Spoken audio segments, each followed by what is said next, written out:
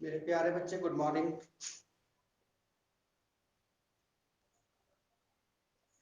चलिए बच्चे, आज का क्लास हम लोग प्रारंभ करते हैं। बच्चे, जैसा कि कल हम लोगों ने चैप्टर नंबर 10.4 को कर लिया था, आज हम लोग बच्चे चैप्टर 10th के बच्चे मिसलेनियस एक्सरसाइज को आज स्टार्ट करेंगे।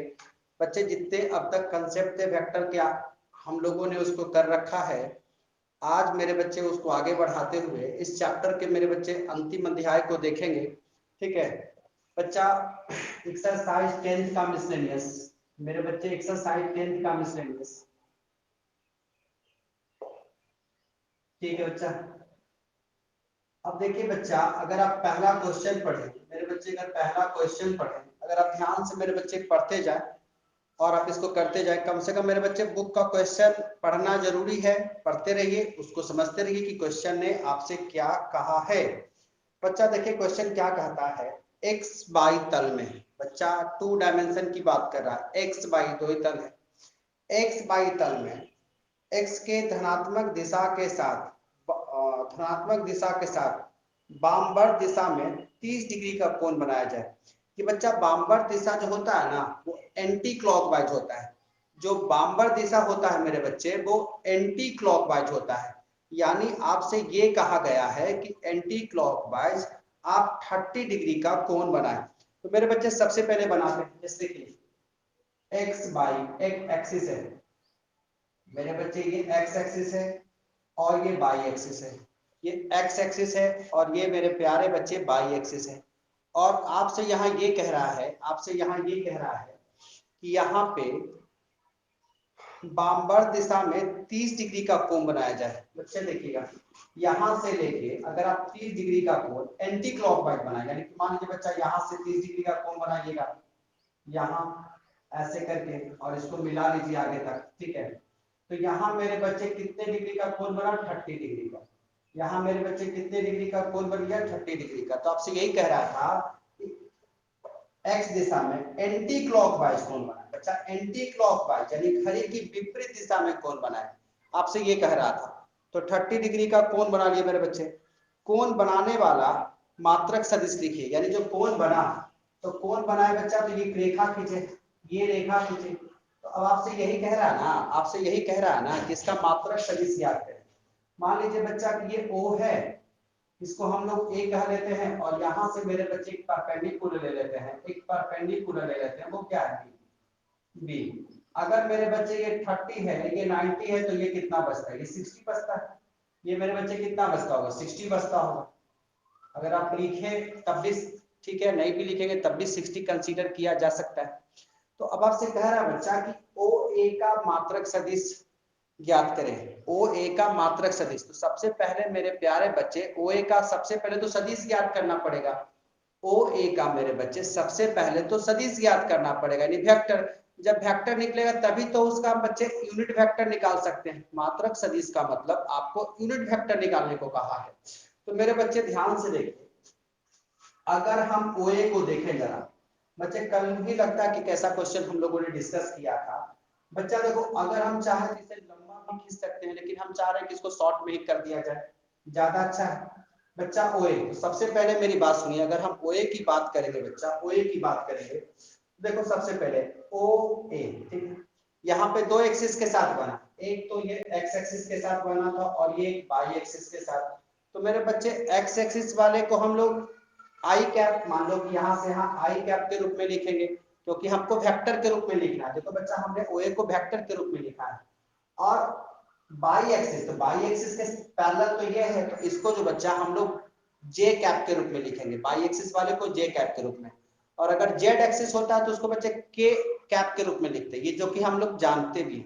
तो मेरे बच्चे देखिए, अगर हम आई कैप की बात करें, तो मेरे बच्चे यहाँ पे जो कोण बन रहा है, यहाँ पे कोण कितना डिग्री का बन रहा है? फिर 30। तो मेरे बच्चे हम इसको ऐसे लिख सकते हैं, cos 30 degree I cap, cos 30 degree I cap. ठीक है जी, cos 30 degree I cap plus, अगर मेरे बच्चे हम इसकी बात करें, तो यहाँ पे बच्चा cos ही लिखेंगे, जैसा कि हम बच्चा आपको बार बार समझाएं कि इसमें cos ही चलता है, cos ही लेकर चलिएगा।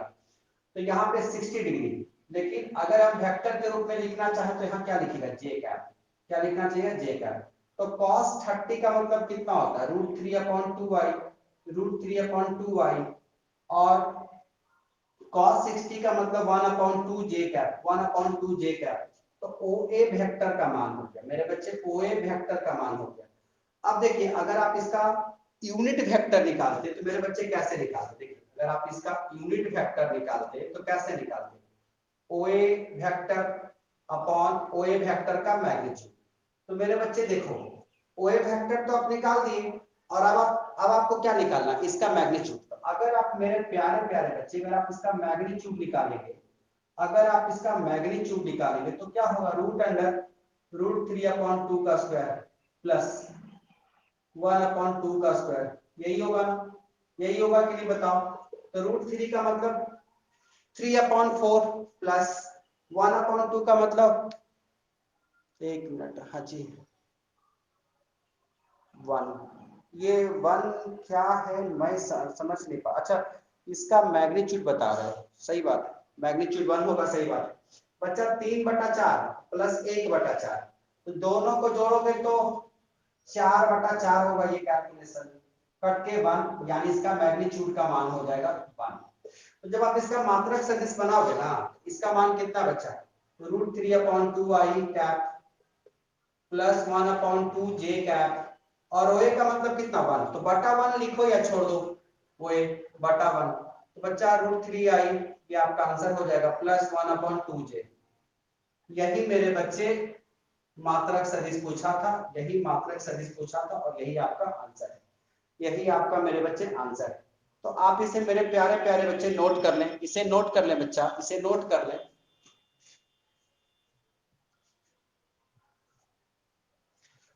ये भी चैप्टर बहुत बच्चा बहुत आसान है, और मुझे ये लगता है कि कल ये चैप्टर आपका लास्ट हो जाएगा मेरे प्यारे बच्चे, मुझे ये उम्मीद है कि कल ये चैप्टर आपका लास्ट हो जाएगा।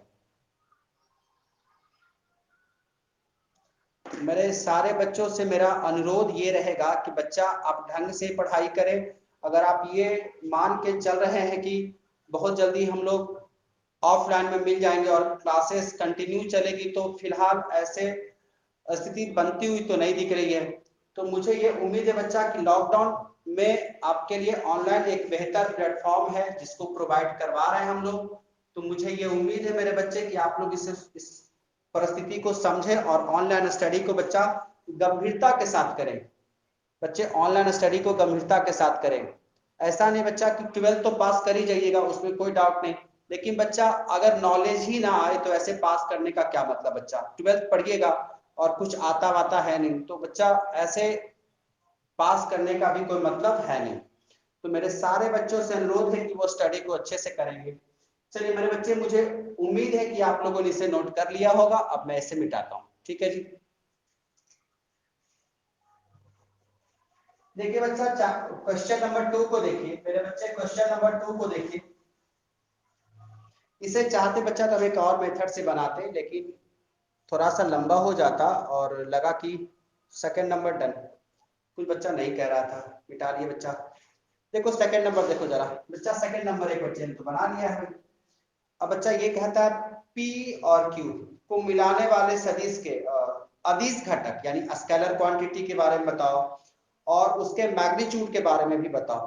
तो मेरे प्यारे प्यारे बच्चे जरा देखो यार, यहाँ पे P है और यहाँ पे Q है, ठीक है बच्चा। तो P के बारे में हमारे पास दिया हुआ है x1, y1 और z1। इसके जो मान है x1 है, y1 है और z1 है मेरे बच्चे। अब देखो जरा Q का मान क्या है, x2, y2 और z2, ठीक है बच्चा। हम थोड़ा शॉर्ट कर लेते हैं, अगर हम PQ वेक्टर को निकालना चाहते हैं बच्चा, तो हम ये लिख सकते हैं, हम ये लिख सकते हैं पोजीशन ऑफ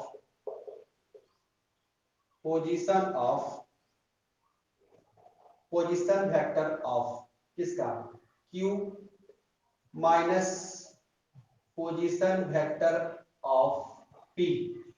तो इसमें मेरे बच्चे डायरेक्ट भी कर सकते हैं, क्या कर सकते हैं जी, x2 minus x1, x2 minus x1, ठीक है, आई कैप।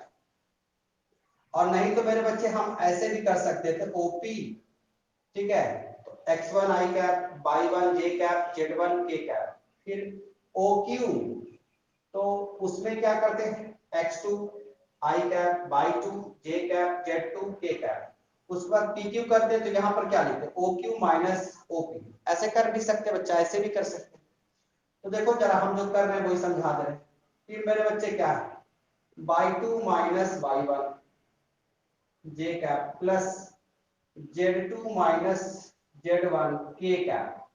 तो मेरे बच्चे आपसे ये पूछा है ना कि इसका अदिश घटक बताओ, तो मेरे बच्चे i का जो कॉफिशिएंट है, j का जो कॉफिशिएंट है और k का जो कॉफिशिएंट है वो इसके अदिश घटक है, दैट्स मीन स्केलर कंपोनेंट से ये। तो मेरे बच्चे अदिश घटक अगर पूछ रहा है आपसे अगर ये अदिश घटक पूछ रहा है मेरे बच्चे, तो इसका मतलब वो आपसे ये कह रहा है i, j और k के जो कॉफिशिएंट है उसको बताओ। तो ये तो x2 x1 हो गया, y2 y1 हो गया और z2 z1 हो गया। और मेरे बच्चे इसका मैग्नीट्यूड पूछ रहा है, परिमाण पूछ रहा है बच्चा, इसका मैग्नीट्यूड। तो मैग्नीट्यूड क्या होता है, जितने भी सारे कोएफिशिएंट्स है रूट अंडर करके इसका स्क्वायर का सम निकाल दीजिए, square plus y2 minus y1 का square plus z2 minus z1 का स्क्वायर, यही हो जाएगा मेरे बच्चे इसका मैग्नीट्यूड। यही मेरे बच्चे इसका मैग्नीट्यूड हो जाएगा। आप इसे नोट कर रहे हैं, इसे मेरे प्यारे प्यारे बच्चे नोट कर रहे हैं। चलो बहुत अच्छा, बहुत सारे बच्चों ने बना रखा है इसको। क्वेश्चन नंबर 3 मेरे बच्चे एक इंटरेस्टेड क्वेश्चन है, आई होप सो कि देखें जरा आप उसको। क्वेश्चन नंबर 2 अगर हो गया हो तो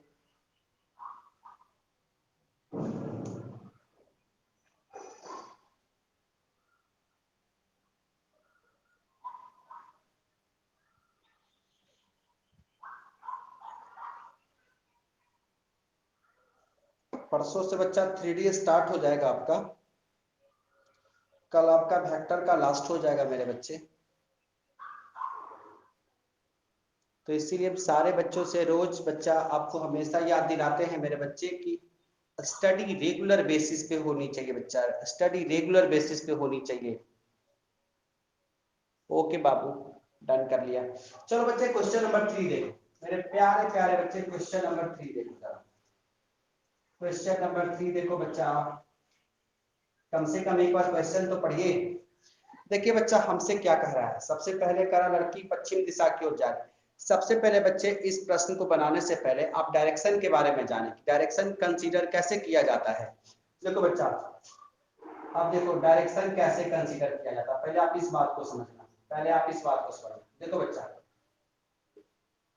ये जो ऊपर होता है ना, ये हमारा नॉर्थ होता है। ऊपर अगर कोई डायरेक्शन कंसीडर करो, मान लो यहाँ पे कुछ है, यहाँ से ऊपर गए तो नॉर्थ, यहाँ से राइट साइड गए तो ये होता है ईस्ट यानी कि पूरब, उत्तर, उत्तर के सामने दक्षिण यानी कि साउथ।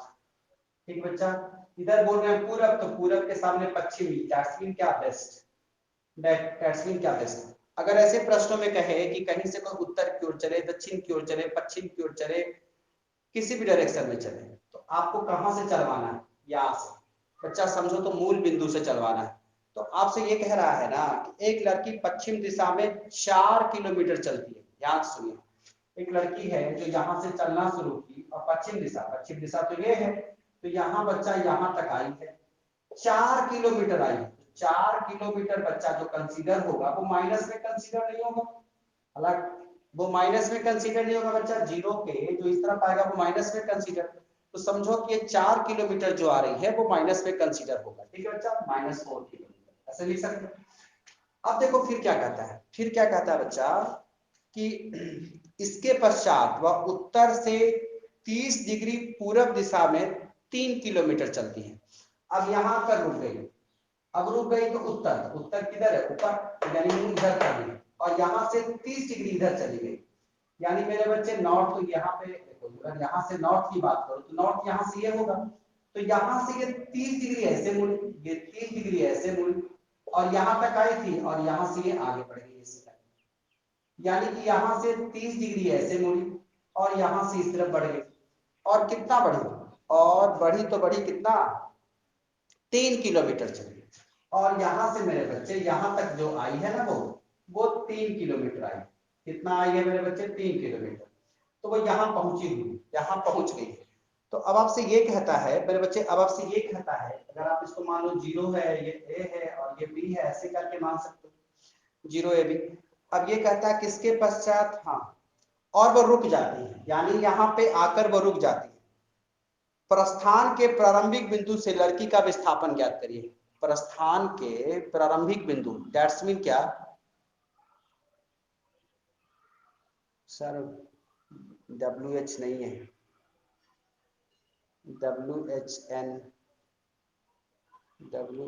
अच्छा ये वाला समझा देते, शायद आप नहीं समझे तो समझाते हो। यहाँ पर आकर वो रुक जाती, तो बच्चा कहता है कि जहां से वो शुरू की, तो शुरू तो यहाँ से की है, तो उसका विस्थापन बताइए। पहुंची यहाँ तक, तो विस्थापन क्या होता है? प्रारंभिक बिंदु और अंतिम बिंदु के बीच की दूरी। तो बच्चा को वास्तव में ये डायरेक्शन का डिस्टेंस पूछ रहा है, ये डायरेक्शन का डिस्टेंस O से B तक का दूरी पूछ रहा है मेरे बच्चे, O से B तक का दूरी पूछ रहा है। एक बच्चा हमसे ये पूछ रहा था, नॉर्थ का मतलब मेरे बच्चे उत्तर हुआ, N का मतलब नॉर्थ। देखो दिशा जब दिखाओगे ना, नॉर्थ वेस्ट साउथ ये सब ईस्ट, तो पेपर पे ऐसे दिखाते, ऊपर में नॉर्थ नीचे में साउथ, राइट में ईस्ट और इस तरफ मेरे बच्चे वेस्ट, ठीक है, ऐसे ही दिखाते पेपर में। तो समझना जरा, एक लड़की है पश्चिम दिशा की ओर बढ़ी, तो यहाँ से बढ़ी मेरे बच्चे 4 किलोमीटर, तो इसको माइनस में कंसीडर किए हैं।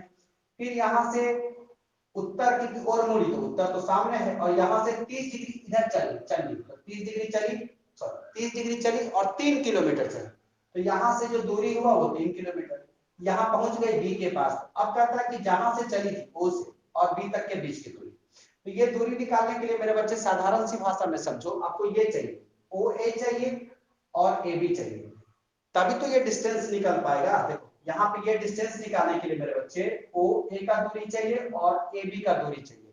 तो ये निकलेगा कैसे मेरे प्यारे प्यारे बच्चे? ये निकलेगा कैसे, इस चीज को हम यहाँ पे समझेंगे बच्चे, हम इस चीज को यहाँ पे समझेंगे। तो हम क्या करते हैं मेरे बच्चे, हम यहाँ पे क्या करते हैं ना, कि यहाँ से एक परपेंडिकुलर ड्रॉ करते हैं मेरे बच्चे, यहाँ से एक परपेंडिकुलर ड्रॉ करते हैं जिसको M कंसीडर करते हैं। यहाँ से एक परपेंडिकुलर ड्रॉ करते हैं जिसको हम लोग मेरे प्यारे प्यारे बच्चे हम लोग M कंसीडर करते हैं। उसको क्या कंसीडर करते हैं? M। उत्तर से पश्चिम है ना, हाँ ठीक है, उत्तर से पश्चिम है। जरा सुनो, जैसे मान लो कि आप पश्चिम की ओर ऐसे आए बच्चा, ऐसे, ठीक।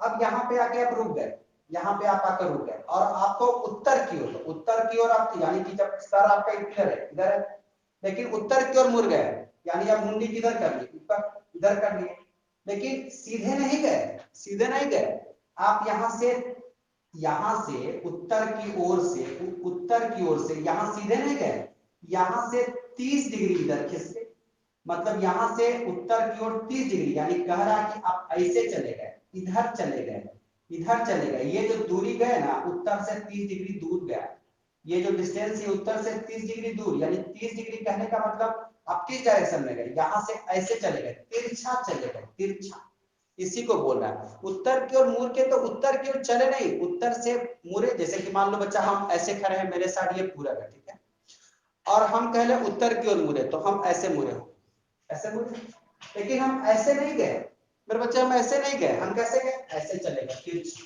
ऐसे चले गए बच्चा, तिरछा चले गए। देखो हम ऐसे मुड़े उत्तर की ओर, तो उत्तर की ओर सीधे नहीं चल रहे, ऐसे चल लिए तिरछा, ऐसे चल लिए, उत्तर की ओर गए नहीं, 30 डिग्री इधर चले गए तिरछा करके, ऐसे गए बाबू, ऐसे। अब जरा ध्यान से सुनो, तो हम जो ये बात कह लिए ना, अब जो हम बात कह लिए ना, तो यहाँ पे देखिए मेरे पास जो डायरेक्शन दिया हुआ था ओ ए, ओए बच्चा, अभी हम डायरेक्शन की बात कर रहे हैं, तो -4 किलोमीटर, लेकिन अगर आप इसको वेक्टर के रूप में कंसीडर करें, थोड़ा देर के लिए समझिए कि अगर आप इसको वेक्टर के रूप में, अगर -4 किलोमीटर, अभी देखो वेक्टर के रूप में अब लिखते हैं, ओए को अगर वेक्टर के रूप में लिखते हैं, तो जरा सुनो, ये ओए जो बना है एक्स एक्सिस पर ही बना है, यहाँ पे एक्स डैश लिख सकते हो ना, एक्स एक्सिस पर जो बनता है, एक्स एक्सिस का जो डिस्टेंस होता है उसको वेक्टर के रूप में आई कैप के साथ सूचित करते हैं। उसको किसके साथ सूचित करते हैं? आई कैप के साथ। तो यहाँ नहीं कि ये हो जाएगा 4 आई कैप बच्चा, ये एक्स डैश, ये एक्स, ये वाई और ये वाई डैश, एक्स एक्सिस पर जो भी दूरी चलते हैं ना, उसको अगर सदिश के रूप में दिखाना होता है तो आई कैप के रूप में दिखाइए। तो मेरे बच्चे यहाँ हो गया -4 आई कैप, ठीक है जी, ये तो हो गया। अब बच्चा हमको ये कह रहा था कि ओ ए, तो हमको एक और दूरी चाहिए था ए बी, तो हमको ये ए बी निकालना है। हमें क्या निकालना, ए बी। तो ए बी कैसे निकालें मेरे बच्चे, ए बी कैसे निकालें? तो जरा देखना बच्चा, एक त्रिभुज है यहाँ पे बना हुआ, ध्यान से देखना, बी एम ए, यानी हम बोल रहे हैं बी एम ए ऐसे करके, या बी ए एम भी कर सकते हैं। नहीं, बी ए नहीं कहो, क्योंकि जो कोण लेना वो दिखाओ बीच में। तो मेरे बच्चे आप यहां से 30 डिग्री गए, यहां से कितना गया 30। अब इस बात को समझना, देखो पहले हम ऐसे बनाए और यहां से बोल रहे हैं ये वाला, तो यहाँ कितना डिग्री का कोण बना 90, जो कि आप जानते हो। मेरे बच्चे यहाँ पे जो कोण बना वो 90, इस बात को समझो। नहीं समझ में आ रहा है? अच्छा, नहीं समझ में आ रहा है, नहीं समझ में आ रहा है सर, कोई बात नहीं। अच्छा देखो थोड़ा, जैसे पहले एक बार आप प्रश्न को कर ले, फिर दोबारा से हम समझा लें, ठीक है? आप इसी पिक्चर में मार खा रहे हो, इसी पिक्चर में, बाकी सब कुछ ठीक है। तो मेरे बच्चे पहले सुना, अगर हम इसको 90 कंसीडर किए ना, तो हम कह रहे हैं कि ये बंदा जो है उत्तर की ओर मुड़ा और 30 डिग्री चला, यानी कि यहाँ से यहाँ 30 डिग्री चला, ऐसे करें। तो यानी कि यहाँ से यहाँ ये 30 चला, ठीक है? तो यहाँ से यहाँ तक कितना बच गया 60 नहीं बच गया, क्योंकि यहाँ से यहाँ तक का जो कोण था, एंगल था, वो 90 डिग्री का था। जब यहाँ से यहाँ मुड़ के 30 चला, तो मेरे बच्चे बाकी ऊपर से लेकर नीचे तक 60 नहीं बच गया, क्योंकि ये दोनों मिला के तो 90 था। यानी मेरे बच्चे यहाँ पे हो गया 60 डिग्री, यहाँ पे क्या हो गया बच्चा 60 डिग्री, यहाँ पे क्या हो गया मेरे बाबू 60 डिग्री। अब यहाँ पे हम क्या निकालते हैं, cos 60 डिग्री। क्या निकालते हैं, cos 60 डिग्री। तो आखिर हम ये निकाल क्यों रहे हैं मेरे बच्चे, हम क्यों निकाल रहे हैं, थोड़ा देर में समझाते हैं। देखो cos 60 डिग्री, तो cos 60 डिग्री का क्या मतलब है मेरे बच्चे, cos 60 डिग्री का क्या मतलब है? cos 60 का मतलब है आधार am अपॉन ab, यही मतलब है क्या, am बटा ab, यही मतलब है क्या? हमें मेरे बच्चे OB का डिस्प्लेसमेंट निकालने के लिए OA और AB का डिस्टेंस चाहिए था।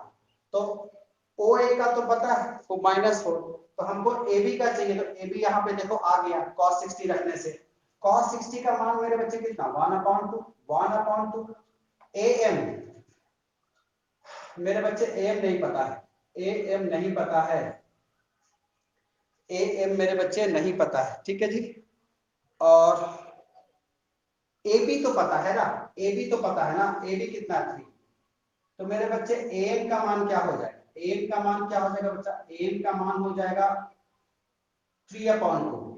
am का मान कितना हो जाएगा मेरे बच्चे 3/2, am का मान कितना हो जाएगा 3/2। अच्छा, वो परपेंडिकुलर क्यों लिए हैं, यही बात अब आप पूछना चाहते हैं कि हम परपेंडिकुलर क्यों लिए। थोड़ा सा मुझे समय दीजिए, जिसमें हम आपको ये बता पाए कि ये हम परपेंडिकुलर क्यों लिए। थोड़ा सा समय दीजिए ताकि आपको समझ में आ जाएगा। थोड़ा सा आप जो ले रखे हो उसको आप समझिए, फिर हम वापस आकर तुरंत आपको समझा देते हैं कि आखिर ये परपेंडिकुलर की जरूरत हमें पड़ी तो क्यों पड़ी, ठीक है? तो बच्चा एम का मान निकल गया। एम का मतलब क्या, ये वाला डिस्टेंस।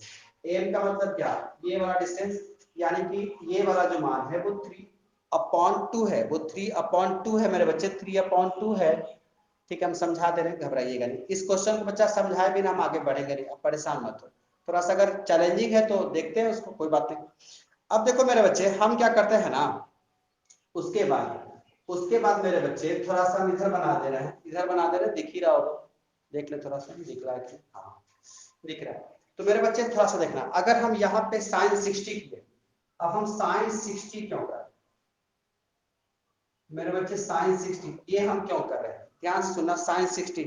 तो यहाँ पे देखो ट्रायंगल वही है, तो इसके लिए आप परपेंडिकुलर दोगे BM, इसके लिए परपेंडिकुलर दोगे BM अपॉन हाइपोटेनस। तो हाइपोटेनस क्या है AB, इसका मतलब कितना होता है √3/2 BM। AB का मतलब क्या है, AB का मतलब है 3, तो BM का मतलब क्या हो गया, तो मेरे बच्चे BM का मतलब क्या हो गया, BM का मतलब हो गया 3√3/2। पहले आप इतनी सी बात नोट करो मेरे बच्चे, पहले आप इतनी सी बात नोट करो, फिर हम समझाते हैं। अब बस बच्चा, अब समझाने के लिए बस हम तैयार हैं। अब आपका सारा प्रश्न का आंसर दे देते हैं बच्चा, सारे प्रश्न का आंसर दे देते हैं। ये बात हम क्यों लाए, ये मेरे दिमाग में क्यों आया, सारा बात मेरे बच्चे हम आपको समझा ले रहे हैं। बस थोड़ी सी मुझे समय दीजिए और आप नोट कर लीजिए इसको।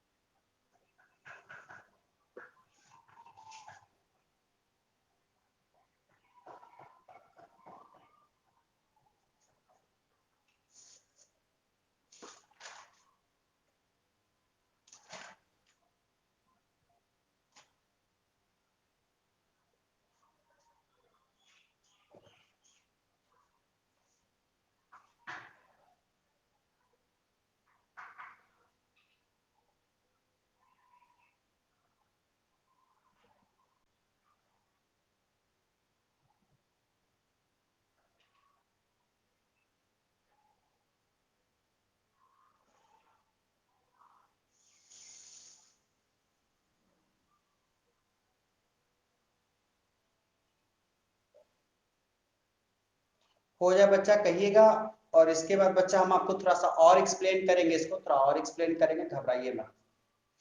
क्यों लिए परपेंडिकुलर, मेरे दिल दिमाग में कौन सी बातें आई, तो वो समझा ले रहे हैं।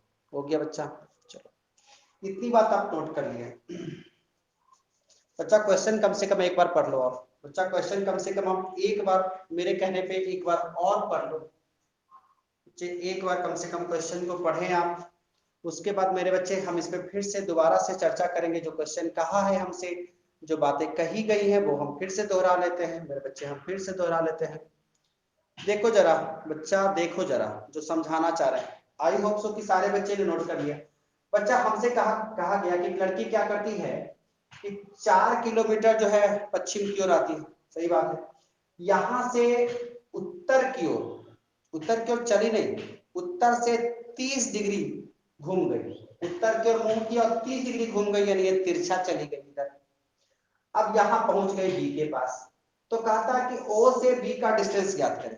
बच्चा ओ से बी का डिस्टेंस ज्ञात करें, सुनिएगा जरा, ओ से बी का डिस्टेंस ज्ञात करें। तो ओ से जो बी का डिस्टेंस पूछा मेरे बच्चे, विस्थापन पूछा ना, तो ये विस्थापन का जो मान मेरे बच्चे पूछा गया है, हालांकि आंसर में इस बात को स्पष्ट कहा गया है कि वो सदिश के रूप में पूछा।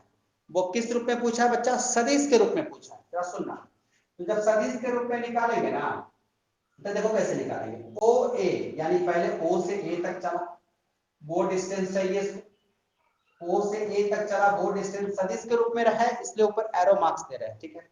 फिर उसके बाद ए बी चला, ए बी डिस्टेंस निकालेंगे मेरे बच्चे। क्या निकालेंगे, ए बी डिस्टेंस निकालेंगे। तो समझना बात को, ए बी डिस्टेंस निकालेंगे तो ए बी का क्या निकालेंगे, वेक्टर के रूप में। ए बी का किस रूप में निकालेंगे, वेक्टर के रूप में। अब देखो जैसा कि अगर हम ओ से ए तक चले, तो बच्चा ये एक्स एक्सिस है मेरे प्यारे प्यारे बच्चे, ये एक्स एक्सिस है।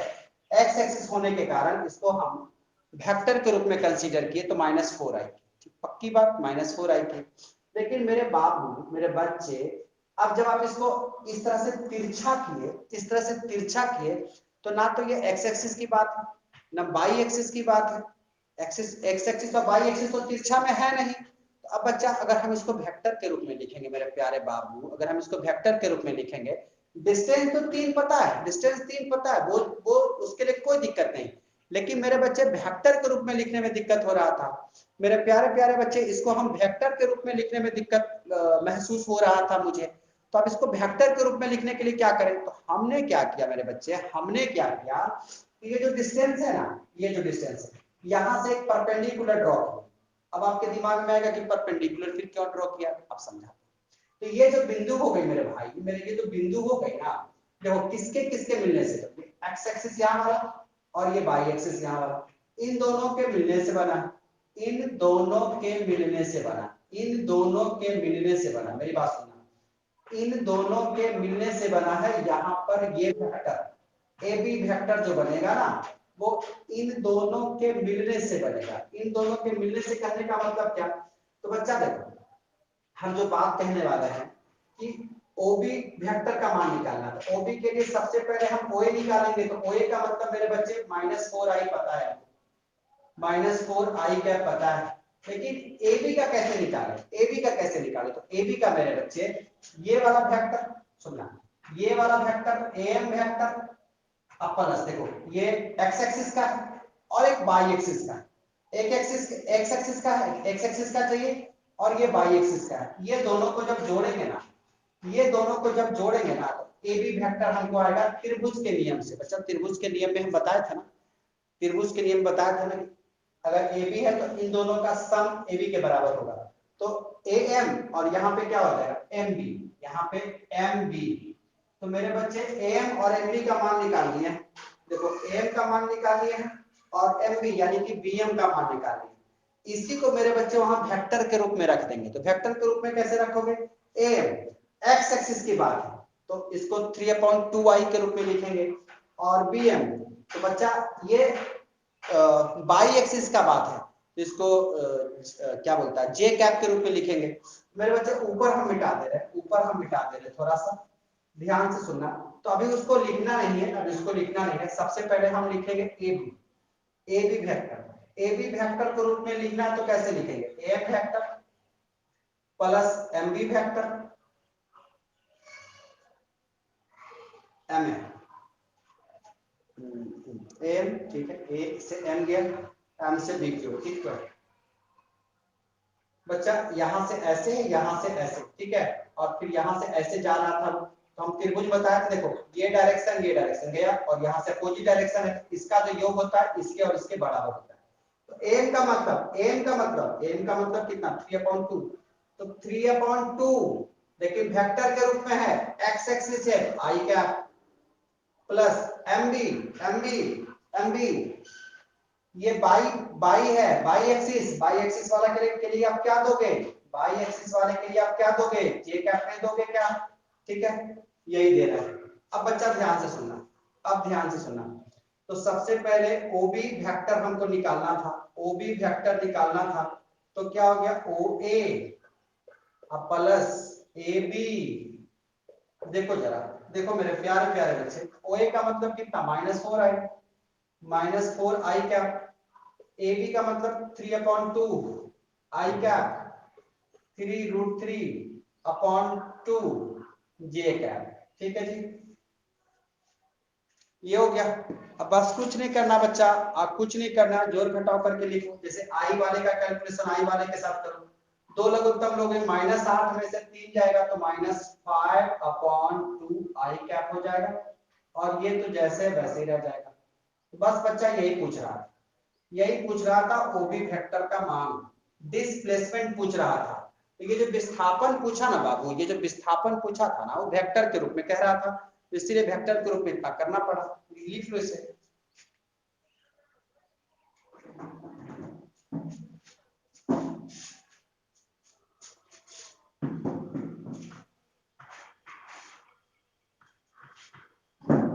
हो जाए तो मुझे बताना।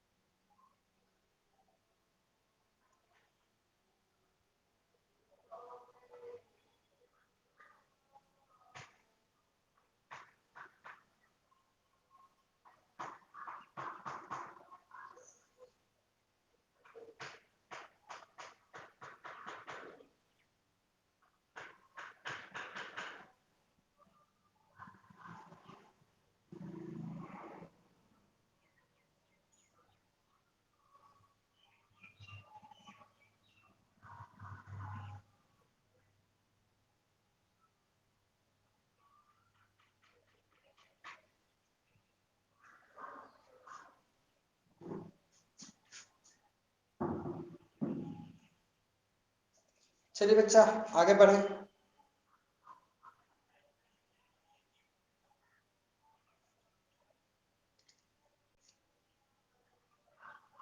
मेरे प्यारे प्यारे बच्चे हो गया हो तो आगे बढ़ा जाए।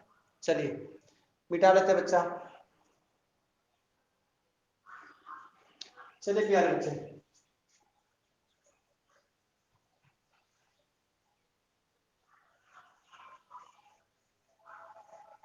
नेक्स्ट जो क्वेश्चन है बाबू, नेक्स्ट जो क्वेश्चन है वो बेहद ही आसान है। क्वेश्चन ये कह रहा है vector a plus vector B plus c, क्या ये सत्य है कि वेक्टर ए का मैग्नीट्यूड प्लस वेक्टर बी का मैग्नीट्यूड प्लस वेक्टर सी का मैग्नीट्यूड, क्या ये है सही?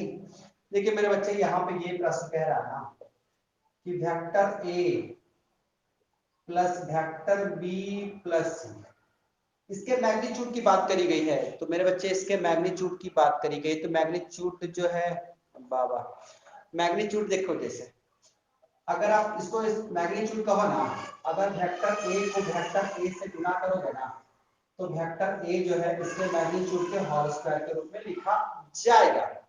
मेरे बच्चे लिखा जाएगा, इस बात को आप समझते हो? मुझे भी पता है कि आप इस बात को समझते हो। गुना लिखा बच्चा, क्रॉस प्रोडक्ट नहीं है, गुना ही है, ठीक है? तो बच्चा अगर हम इसका स्क्वायर कर दें, यानी कि जब हम इसका स्क्वायर करेंगे ना तो उसके मैग्नीट्यूड के रूप में लिखा जाएगा, ऐसे समझो। तो हम ऐसा करते हैं कि squaring on both side, squaring on both sides, ठीक है? क्योंकि यहाँ पे मैग्नीट्यूड को इक्वल करवा रखा है, तो अगर इसका स्क्वायर करेंगे ना तो मैग्नीट्यूड के रूप में होल स्क्वायर, और ये भी मैग्नीट्यूड के ही रूप में लिखा जाएगा भाई। अब देखो b प्लस c का होल स्क्वायर है, तो इसको आप ऐसे लिखोगे b का मैग्नीट्यूड का स्क्वायर प्लस c के मैग्नीट्यूड का स्क्वायर प्लस, ठीक है, 2 vector b into vector c का मैग्नीट्यूड। यही लिखेंगे क्या? यही लिखेंगे क्या? या तो अलग अलग है तो आप ऐसे लिख सकते हो b vector into c vector, ठीक है जी? इस तरीके से मेरे प्यारे प्यारे बच्चे हम लिख सकते हैं, ठीक है? अब जरा बच्चा बात समझना, बात को समझना। यहाँ पे आपको ये डॉट प्रोडक्ट दिख ही रहा है बच्चा, आपको यहाँ पे ये आपको डॉट प्रोडक्ट के रूप में नहीं दिख रहा है? बताइए मुझे, क्या ये आपको डॉट प्रोडक्ट के रूप में नहीं दिख रहा है? बताइए। जब ये डॉट प्रोडक्ट है तो मेरे बच्चे डॉट प्रोडक्ट का हम लोग जो फॉर्मूला जानते हैं वो क्या जानते हैं? मेरे बच्चे डॉट प्रोडक्ट का जो फॉर्मूला जानते हैं वो क्या जानते हैं? जरा देखिएगा ध्यान से, 2 है, 2 रहने दीजिए।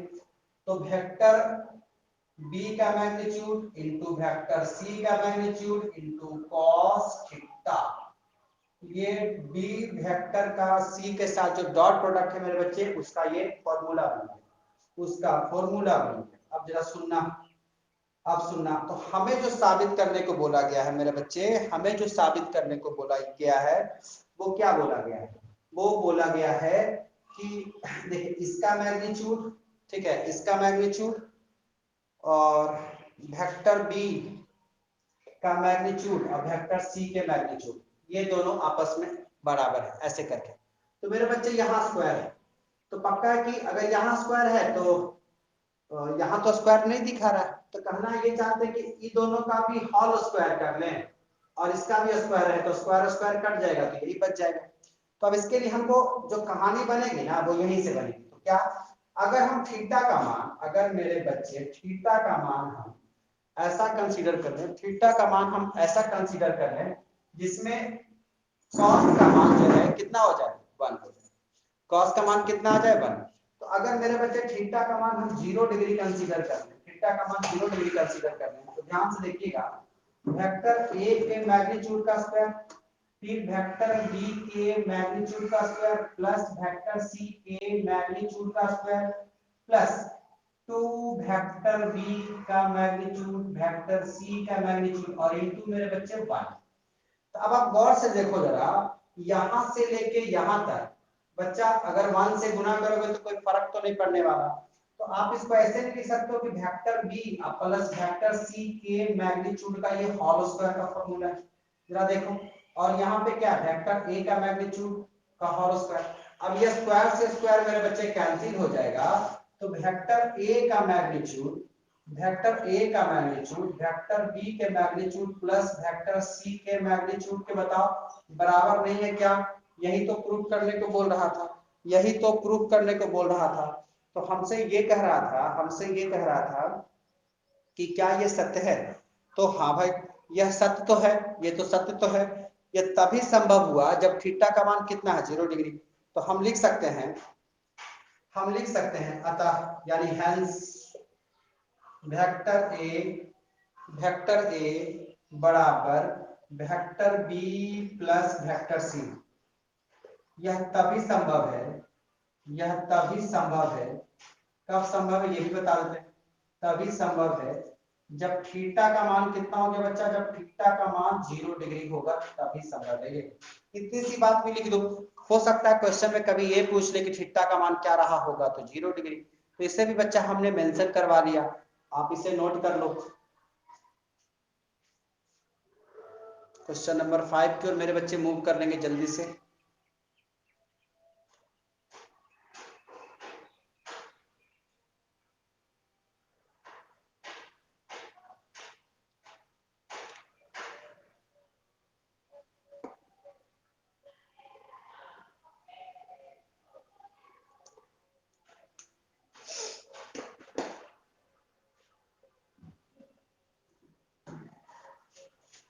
हो जाए बताइएगा, हो जाएगा बच्चा बताइएगा।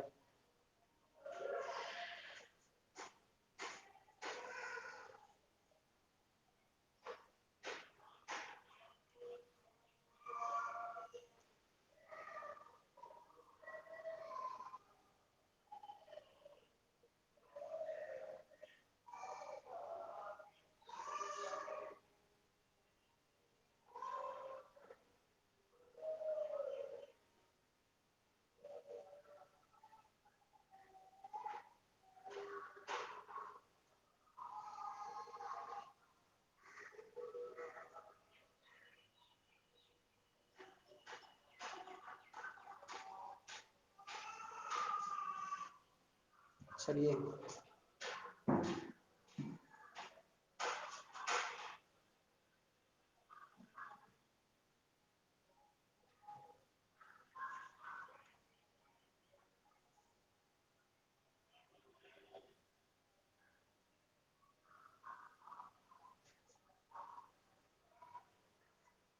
हो गया बाबू। चलिए अच्छी बात कि आपका हो गया मेरे बच्चे, हो गया, अच्छी बात है।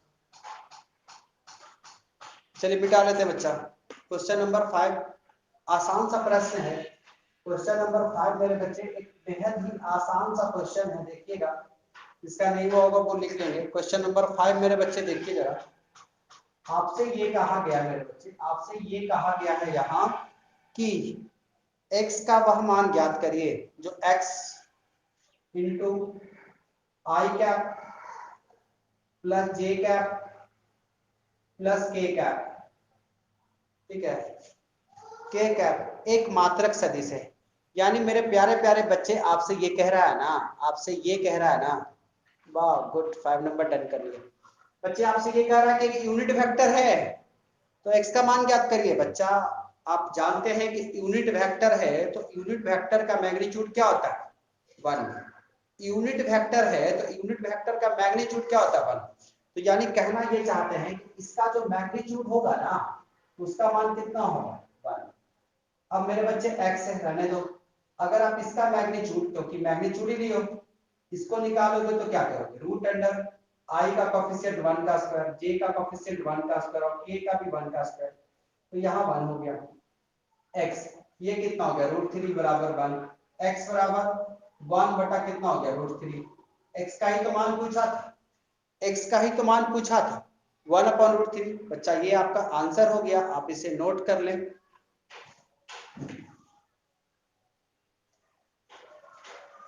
6 नंबर मेरे प्यारे प्यारे बच्चे, 6 नंबर देखेंगे अब, जल्दी से इसे करें आप। क्वेश्चन नंबर 6 भी देख लेते हैं। गुड जॉब बच्चे। क्वेश्चन नंबर 6 में ये कह रहा है ना कि वेक्टर ए का मान दिया है, वेक्टर बी का मान दिया है, के परिणामी के समानांतर एक ऐसा सदिश ज्ञात करें जिसका परिमाण 5 इकाई है। बच्चा देखो, जैसे कि वेक्टर ए दिया है और वेक्टर बी के परिणामी के समानांतर, ये क्या कहना चाहता है, कहना चाहता है कि दोनों को जोड़ के, वेक्टर ए और वेक्टर बी को जोड़ के जो परिणामी के समानांतर कह रहा है, इसका मतलब मेरे बच्चे दोनों को जोड़ के, ठीक है,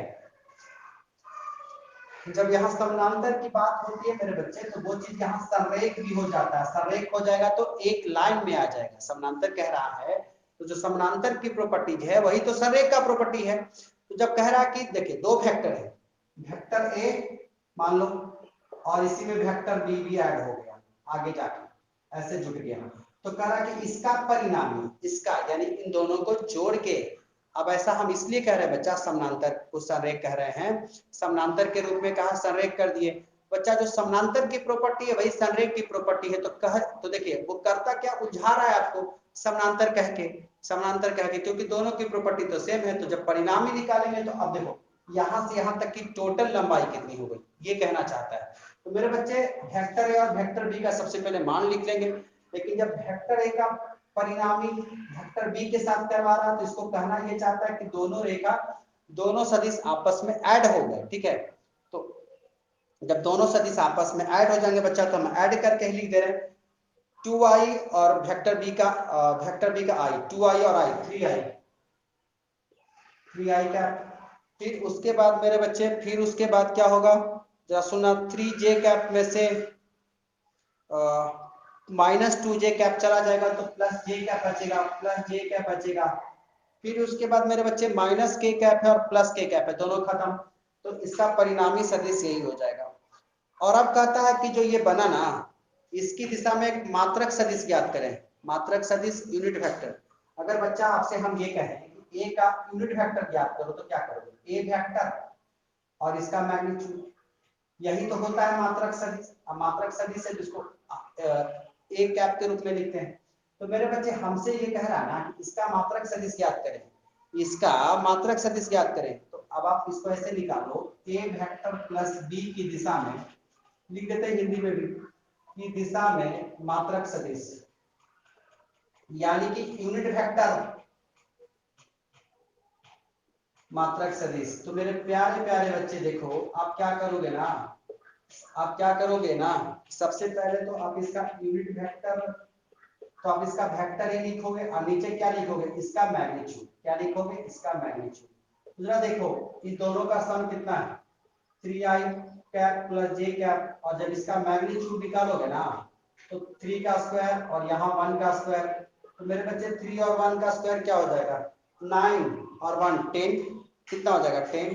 तो यहाँ पे क्या हो जाएगा 3i कैप और प्लस j कैप अपॉन √10। तो ये निकल गया मात्रक सदिश। ये क्या निकल गया, मात्रक सदिश। तो आपसे कहता है 5 परिमाण वाला मात्रक सदिश ज्ञात करें। 5 परिणाम, देखिए मात्रक सदिश जो होता है ना वो एक इकाई वाला होता है, मतलब उसका मान 1 होता है, लेकिन 5 परिमाण वाला, तो ये एक परिमाण वाला, एक परिमाण वाला ही है। जब भी मात्रक सदिश निकालेगा तो एक परिमाण वाला होगा, और जितना परिमाण वाला कहेगा ना इसमें गुना कर देंगे। तो हमसे बोल रहा है 5 परिमाण वाला मात्रक सदिश, ठीक है, 5 परिमाण वाला मात्रक सदिश। तो लिख देंगे 5 परिमाण वाला मात्रक सदिश, यानी कि 5 से गुना करवा देंगे मात्रक सदिश। यानी मेरे प्यारे प्यारे बच्चे 5 से मल्टीप्लाई करवा दो।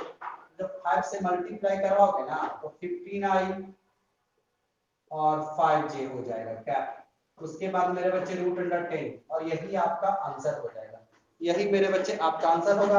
आप चाहो तो अलग अलग करके भी लिख सकते हो। कैसे, तो 15i कैप √10 प्लस 5 अपॉन √10 जे कैप, ये क्या हो जाएगा बच्चा, जे कैप। तो आप इसे भी लिख सकते हो, इसे भी लिख सकते हो, बच्चा लिख लो।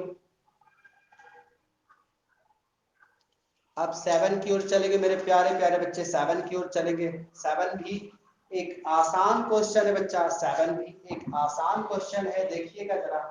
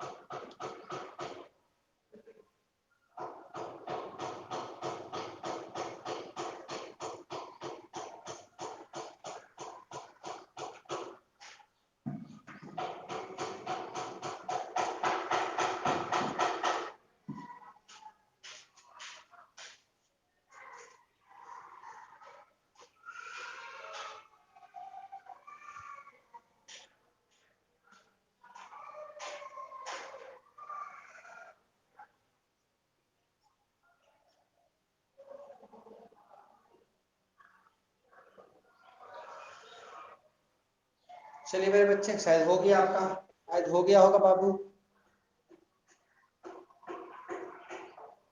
चलिए डन कर लिया आपने, बहुत अच्छा। देखो बच्चा, इसे मैं मिटा दूं। क्वेश्चन नंबर 7 देखो, क्वेश्चन नंबर 7 देखो बाबू।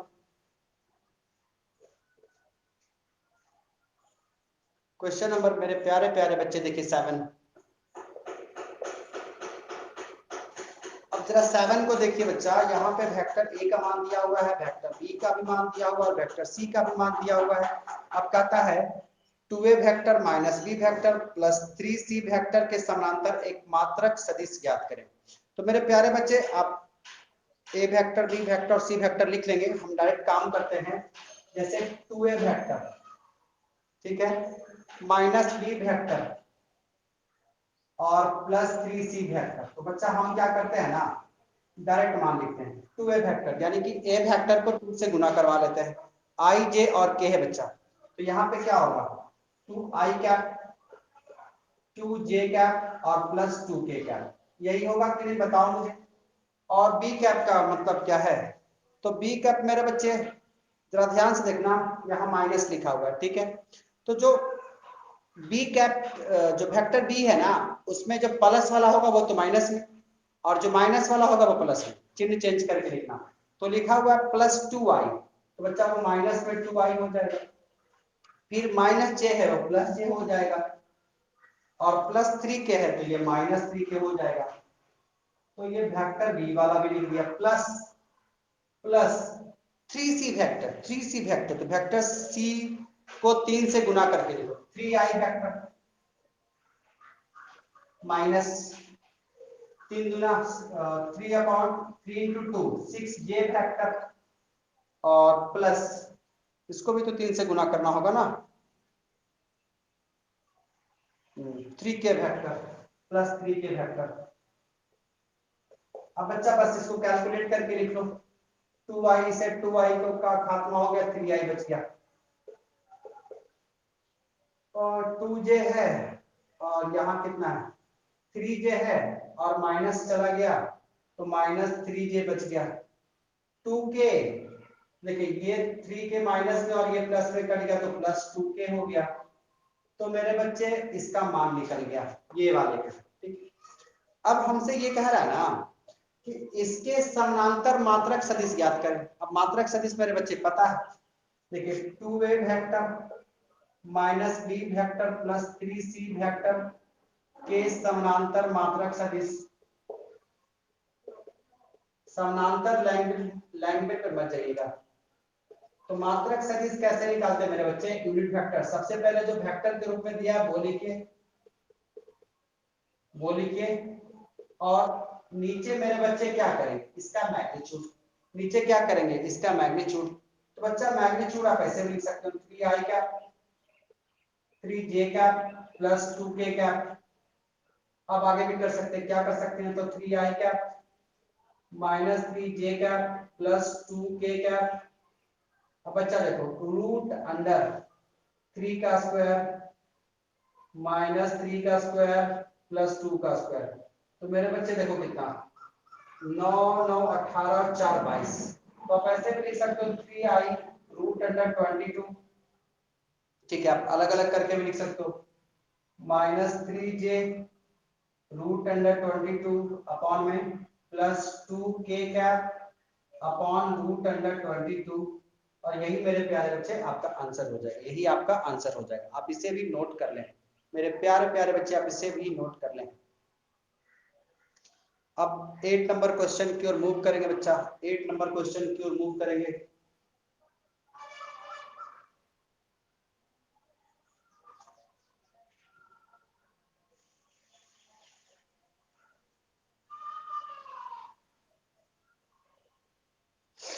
टोटल मेरे बच्चे आपका क्वेश्चन कितना है, 19। कोई बात नहीं, 15 तक तो क्वेश्चन है, उसके बाद ऑब्जेक्टिव है। चलो 8 नंबर क्वेश्चन को देखें बच्चा, 8 नंबर क्वेश्चन को देखेंगे। थोड़ा थोड़ा देखो, क्वेश्चन को जो शॉर्ट करें मेरे बच्चे, आप खुद से उसको एक्सप्लेन कर लेंगे बच्चा, आप उसको एक्सप्लेन कर लेंगे। शॉर्ट कर दे रहे हैं तो समय की थोड़ी सी बचत करवा ले रहे हैं, लेकिन मेरे बच्चे आप जो है उसको एक्सप्लेन करके ही बनाएंगे, ठीक है।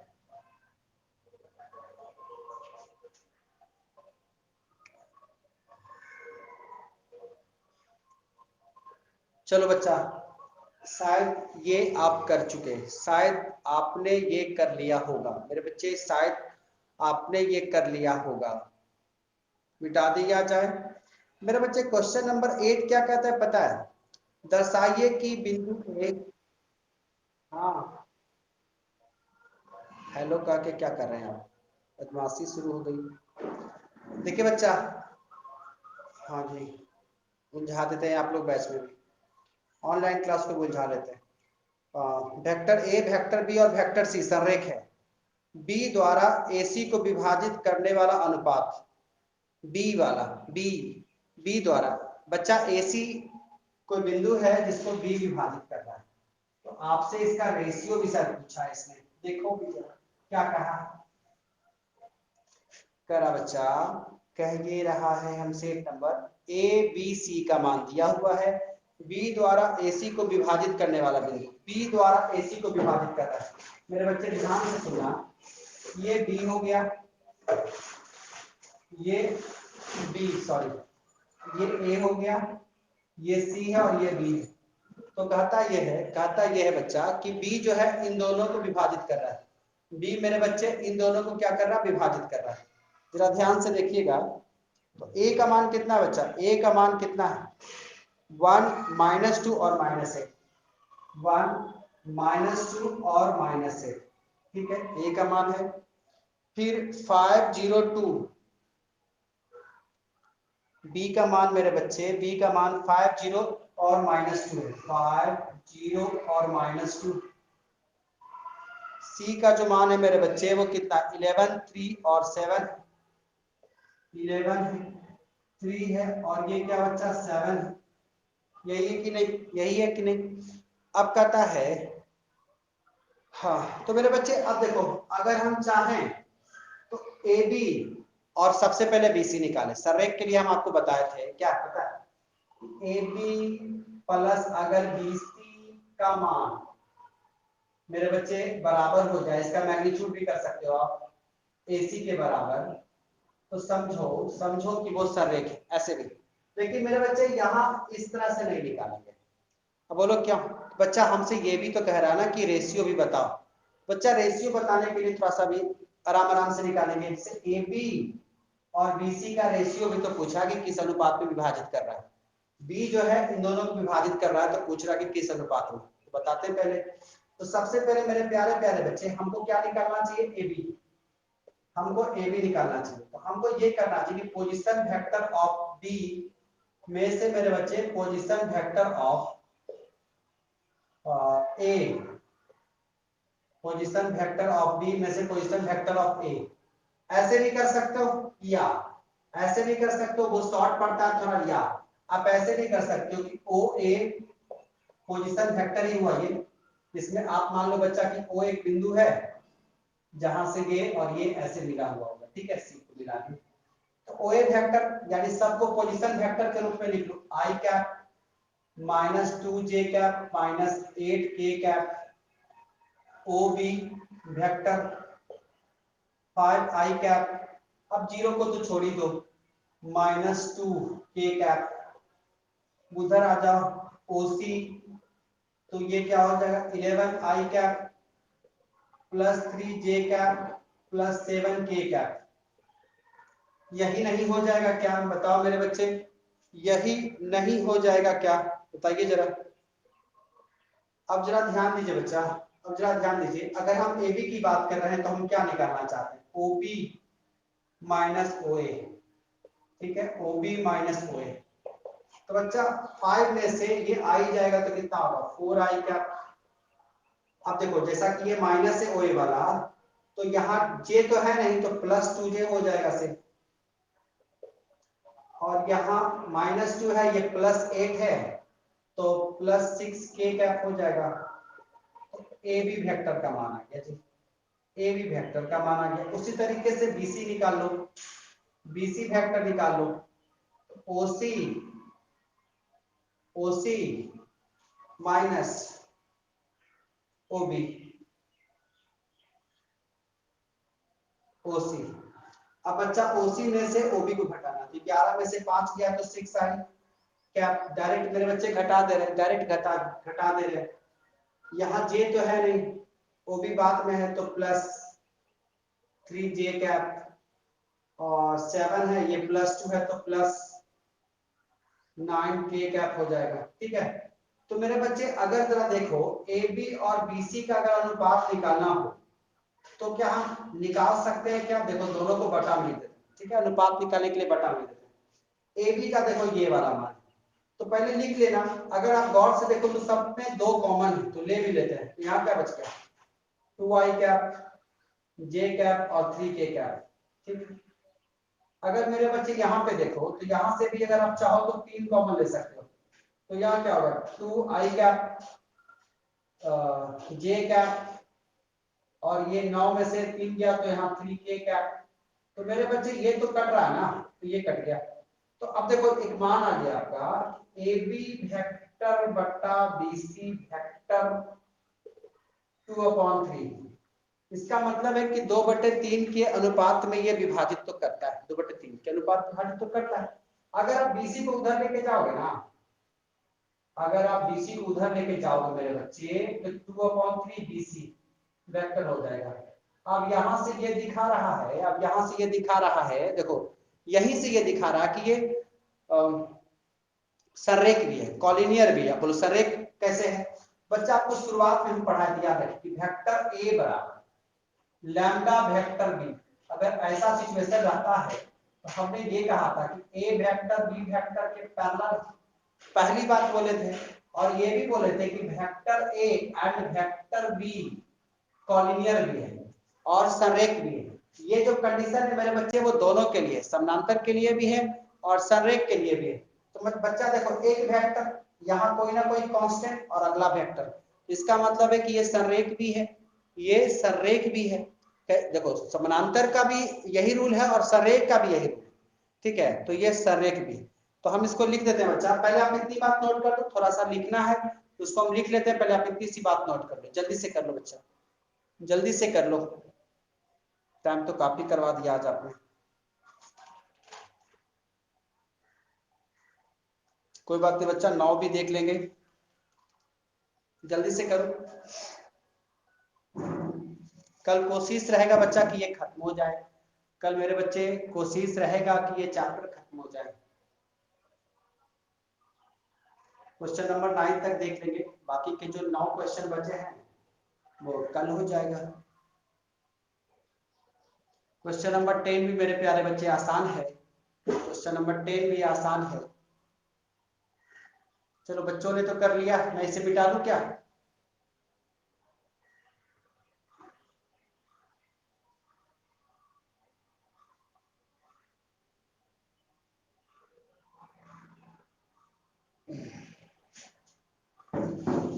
देखिए इतना के बाद मेरे बच्चे आप ये लिख सकते हैं। देखिए आप इसे, अगर आपसे ये कह दे कि ये समानांतर है क्या, मान लो संरेख ना कह के समानांतर, तो लिख सकते हैं यहाँ पे।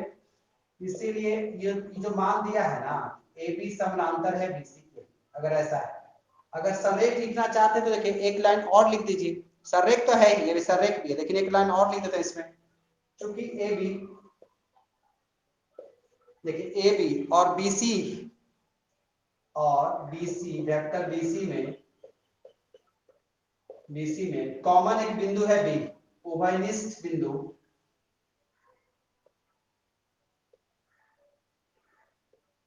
उभयनिष्ठ बिंदु B, उभयनिष्ठ बिंदु B है। ठीक है, अब जब देखिए A और BC में उभयनिष्ठ बिंदु B है, तो इसका मतलब क्या है कि ये संरेख है। देखिए A और C है और इन दोनों के बीच में उभयनिष्ठ बिंदु भी है, यानी पक्का बीच में दोनों के है तो पक्का ये संरेख ही रहा होगा। तो यहाँ पे लिख सकते हैं, इसीलिए ABC संरेख है, इसको हिंदी इंग्लिश में बोलते हैं कॉलिनियर है। ठीक है, ये लिख देंगे और ये भी लिखिए। अतः AC को बिंदु B बिंदु बी किस अनुपात में विभाजित करता है? 2/3। 2:3 में विभाजित करता है, विभाजित करता है, विभाजित करता है। क्वेश्चन नंबर 9 तुरंत हो जाएगा बच्चा, क्वेश्चन नंबर 9 तुरंत हो जाएगा, घबराने की बात नहीं है। साइड ओके बच्चा, ले लो साइड। क्वेश्चन नंबर 11 तक का टारगेट किए थे, क्वेश्चन नंबर 9 ही रह गया, लेकिन कोई बात नहीं मेरे बच्चे, कल ये चैप्टर मैं पूरी कोशिश करूंगा कि ये कल चैप्टर फिनिश हो जाए। कल ये चैप्टर मेरे बच्चे फिनिश हो जाए आपका, ये बहुत जरूरी है। और परसों से मेरे बच्चे हम लोग 3D को स्टार्ट करेंगे। 3D में भी मेरे बच्चे थ्योरी है, जैसे बहुत सारे बच्चों का रहता है थ्योरी, तो थ्योरी मेरे बच्चे जैसे वेक्टर में आपने पढ़ा है, 3D में भी थ्योरी है और काफी थ्योरी है। और वो चैप्टर भी मेरे बच्चे वेक्टर की तरह ही इंपॉर्टेंट है। अगर ये दोनों चैप्टर आपने कर लिया तो मेरे बच्चे काफी क्वेश्चंस आपको बोनस मिल जाएंगे, यानी समझो कि नंबर उठाने वाले। अब बच्चे जरा ध्यान से सुनना, अगर आप शायद कर लियो तो जरा ध्यान से सुनना। क्वेश्चन नंबर 9 ये कहता है दो बिंदु है P और Q, ठीक है, को मिलाने वाले रेखाखंड को 1 और 2 के अनुपात में बाह्य विभाजित करने वाले बिंदु R का स्थिति सदिश ज्ञात कीजिए। यानी बच्चे R का स्थिति सदिश पूछ रहा है, चलो अच्छी बात है।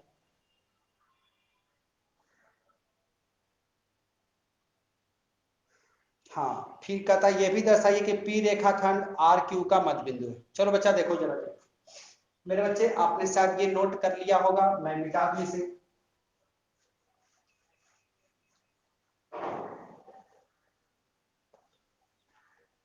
देखो बाबू, देखो जरा मेरे बच्चे देखो, जैसे कह ये रहा है ना, कह ये रहा है ना कि पी क्यू पहले तो एक बिंदु है, ठीक है, जो और एक आर एक बाह्य बिंदु है, फिर लास्ट में आपसे ये कह रहा है कि पी जो है क्यू आर का मध्य बिंदु है, तो पी को बीच में रख लेते हैं। जैसे कहते क्या है ना, देखो जरा, एक क्यू है, एक पी है और ये बाह्य में आर ले लो, ठीक है, इस तरीके से। और यहाँ मेरे बच्चे कहीं ओ ले लो पोजीशन वेक्टर के रूप में, ठीक है, ये 2 और 1 के अनुपात में विभाजित कर रहा है, ठीक है जी, 2 और 1 के अनुपात में मेरे प्यारे प्यारे बच्चे विभाजित कर रहा है। समझना बात को, समझना जरा। तो हम जानते हैं एक फॉर्मूला, क्या जानते हैं जरा देखना, हमको ओ आर वेक्टर निकालने को कहा गया। ओ आर वेक्टर कैसे निकलता है? 2 इंटू, देखना जरा, 2 इंटू ओ पी वेक्टर, ये फॉर्मूला मेरे बच्चे पहले चर्चा कर रखे। फिर यहाँ मेरे बच्चे माइनस ही होता है 1 O cube vector into O cube vector और बटा में मेरे बच्चे 2 माइनस 1, तो ये घट के 1 ही हो जाएगा।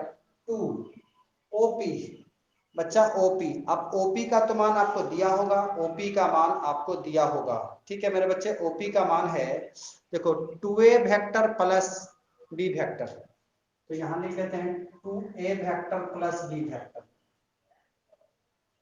माइनस 1 से गुना करने से कोई ज्यादा फर्क नहीं पड़ने वाला। ओ क्यू को लिख लो, ओ क्यू को लिख लो a minus A vector minus 3b vector, ठीक है। 1 देखो बच्चा घट कर 1 आएगा तो 1 लिखने का कोई मतलब नहीं, 2 को करोगे तो 4a कैप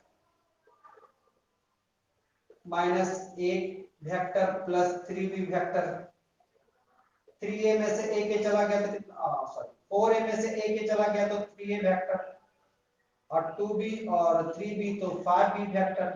आप मेरे बच्चे OR वेक्टर तो OR का तो पोजीशन वेक्टर निकाल दिए, OR का तो पोजीशन वेक्टर निकाल दिए, और आपसे ये भी कह रहा है ना कि मध्य बिंदु OP ज्ञात करो, मध्य बिंदु OP ज्ञात करो मेरे बच्चे, तो ये भी निकाल देते हैं, मध्य बिंदु OP ज्ञात करो, ओपी मध्य बिंदु है, ठीक है बच्चा, मध्य बिंदु, तो इसका मतलब कैसे निकलेगा, ओ आर, बच्चा ये भी बता रखे हैं, O Q plus O Q vector upon क्या 2, तो ओ आर का मान जो बच्चा ओ क्यू के साथ अगर जोड़ दो तो ओ आर में 3a और ओ क्यू का मान क्या a है, तो 3a और a कितना हो जाएगा 4a, डायरेक्ट लिखते बच्चा 4a वेक्टर प्लस यहाँ 5b है और यहाँ मेरे बच्चे माइनस 3b है, तो 5b में से 3b जाएगा तो कितना बचेगा 2b, अपॉन कितना हो जाएगा, अपॉन कितना हो जाएगा 2, अपॉन कितना हो जाएगा 2। अगर आप यहाँ से 2 कॉमन ले लें, अगर मेरे बच्चे आप यहाँ से 2 कॉमन ले लें तो ये 2 को काट भी देगा तो क्या बचेगा, 2a vector plus b vector, बस यही आंसर होगा इसका, 2a वेक्टर प्लस b। अगर आप यहाँ से 2 कॉमन ले लें तो ये 2 को काट देगा तो यहाँ क्या बचेगा, 2a प्लस b वेक्टर। बस इतना ही तो बचेगा मेरे बच्चे। बस क्वेश्चन नंबर 9 तक हम लोगों ने कर दिया आज, क्वेश्चन नंबर 9 तक बच्चे हम लोगों ने आज कर लिया है। और क्वेश्चन नंबर जो बच्चा बाकी जो बच गया, क्वेश्चन जो बच गया मेरे बच्चे, कितने टोटल क्वेश्चन है 19। तो बाकी के क्वेश्चन मेरे बच्चे कल, और कल पूरी संभावना के चैप्टर आपका खत्म हो जाएगा मेरे बच्चे, पूरी कल संभावना होगी कि ये चैप्टर आपका खत्म हो जाएगा। तो बच्चा आप करना क्या कि आज 1 से लेकर 9 तक को आप रिवाइज कर लो मेरे बच्चे, 1 से लेकर 9 तक को आप रिवाइज कर लो, अच्छे से बना लो। ऐसा नहीं कि आज जो आपने नोट किया वही चीज आप मेरे को फोटो करके करके मतलब बच्चा वो भेज देना, ऐसा नहीं करना, आप खुद से बनाना मेरे बच्चे, ईमानदारी से बनाए बच्चे, आप ईमानदारी से खुद के लिए पढ़े, टीचर के लिए नहीं, खुद के लिए मेरे बच्चे, अच्छा रहेगा। आप लोग इसे नोट कर ले मेरे प्यारे बच्चे, आप इसे नोट कर लें।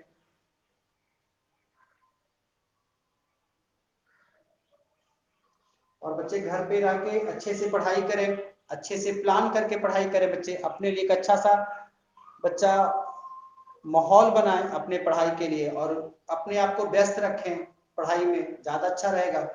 फालतू चीजों की ओर मेरे बच्चे ध्यान ना दें, अभी आपकी गर्मी की छुट्टी नहीं चल रही है जो समय की बर्बादी करने पे लग जाएं। ओके बच्चा, आई होप सो कि मेरे सारे बच्चों ने ये कर लिया होगा, आई होप सो कि मेरे सारे बच्चों ने ये कर लिया होगा। तो क्या सबने कर लिया, बता दीजिए मुझे बच्चे, क्या आपने कर लिया, बता दीजिए।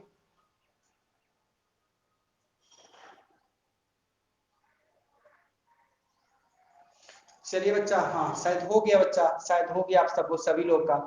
चलिए बच्चे, मैं आशा करता हूं कि आपने इसे कर लिया होगा।